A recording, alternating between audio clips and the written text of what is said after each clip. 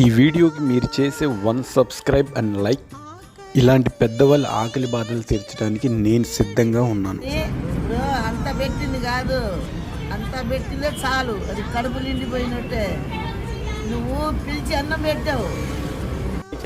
మంచిగానే ఇచ్చాను. మా అమ్మ కొంచెం 5 పెట్టేవాడు, మా అమ్మ కొంచెం పెట్టేవాడు. అవన్నీ నాకేమొద్దు, నా ఇది చాలు 5 తినని తినమ్మా అన్నాడు. అదే చాలు, ఇప్పుడు తినను వద్దు, నాకు కావాలంటే వద్దు. సంతోషమే అయ్యా, సంతోషం నా కొడుక.